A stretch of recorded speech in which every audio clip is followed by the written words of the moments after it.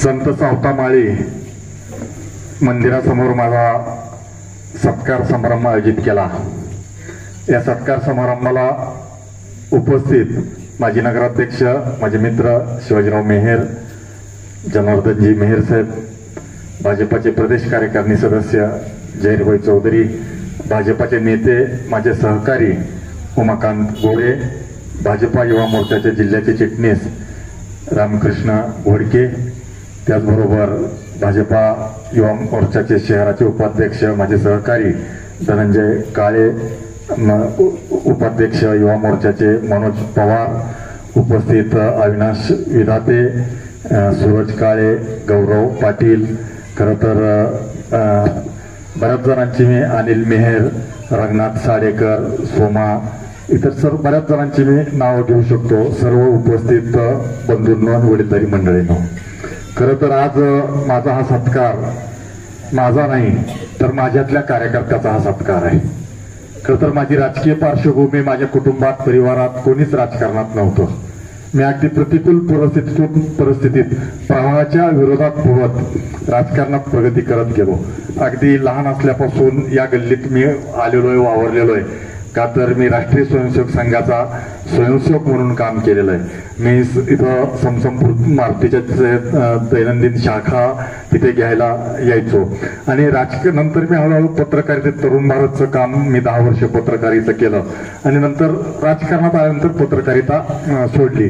मात्र सार्वजनिक जीवनात काम करत असताना मी काही व्हावं आणि मला काही मिळावं या भावनेतून कधीच काम केलं नाही। मी काही व्हावं आणि मला काही मिळावं यासाठी मी कधी काम केलं नाही। राजकारणात मी प्रामाणिकपणे जनतेची कामं करत राहिलो आणि त्यातून मला वेगवेगळ्या पदावर भारतीय जनता पार्टीने अनेक संधी मला दिल्या। तर सर्वप्रथम आपल्याला माहिती आहे की 94ला लोकनेते स्वर्गीय गोपीनाथरावजी मुंडे साहेब यांची संघर्ष यात्रा निघालेली होती। त्यावेळेस शरद पवार सारख्या बलाढ्य नेत्याला डॅमेज करण्याचं काम गोपीनाथजी मुंडे यांनी त्या संघर्ष यात्रेच्या माध्यमातून केलं होतं आणि त्यावेळेस राजकारणाचं गुन्हेगारीकरण आणि भ्रष्टाचार याच्या विरोधातली ती संघर्ष यात्रा होती आणि त्यावेळेस मी अगदी नौका होतो भाजपमध्ये। त्यावेळेस मी त्यावेळेसचे भाजपचे संघटन मंत्री शरद भाऊ कुलकर्णी यांच्याकडे गेलो आणि त्यांना म्हणलं की शरद भाऊ, संघर्ष यात्रा मुंडे साहेबाची कुर्डवाडीहून बार्शीला जायची आहे, तेच असं परांडा कुर्डवाडी 18 किलोमीटर अंतर आहे आणि इकडे थोडं अंतर वाढेल, तुम्ही म्हणजे परांड्यात आपलं काम नाही काही नाही म्हणले, फारसं काही कशाला उभे करतो, म्हणलं तुम्ही द्या म्हणलं संधी, त्याचे काम कसं दिसायचं म्हणलं कसं वाढेल। माझ्या आग्रहात तर त्यांनी मार्ग बदलून संघर्ष यात्रा परांड्याला आणली आणि परांड्याला आली आणि त्यावेळेस मी गावागावात फिरलो आणि बिन पैशाची परांड्याच्या आठवड्या बाजारात भारतीय जनता पार्टीची इतिहासातली पहिली मोठी सभा झाली आणि मुंडे साहेबांनी शिवनेरी ते शिवतीर्थ ही संघर्ष यात्रा होती।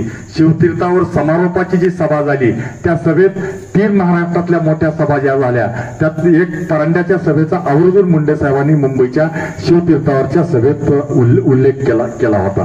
खरं तर त्यानंतरच वातावरण तालुक्यातलं बदललं आणि मोठे बाप्पाचा पराभव होऊन माझे मित्र ज्ञानेश्वर पाटील हे आमदार झाले। खरं तर मी राजकारण करत असताना स्वतःसाठी काही मिळावं काही व्हावं यासाठी कधीच काही केलं नाही। काम करणे, करत राहणे एवढंच मी प्रामाणिकपणे काम करत राहिलो।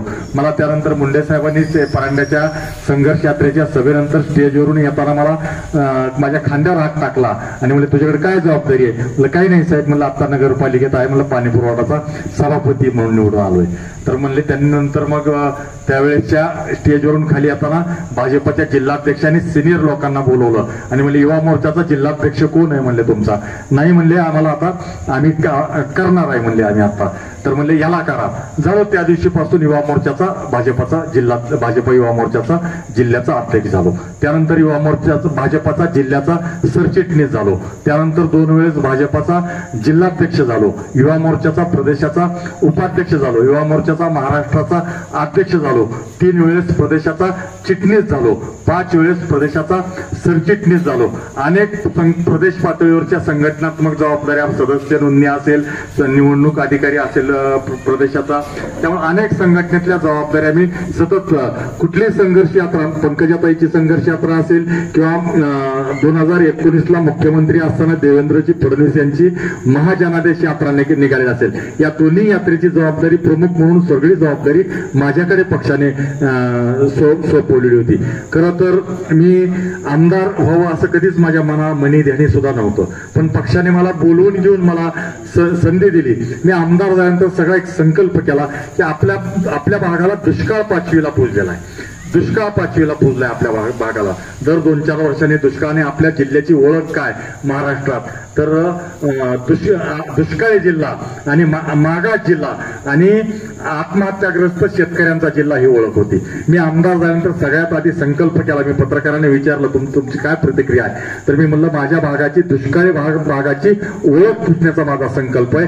आत्महत्याग्रस्त शेतकऱ्यांची ओळख असलेल्या जिल्ह्याची ओळख पुसण्याचा माझा संकल्प आहे. जिल्ह्याला विकसित जिल्हा करण्याचा माझा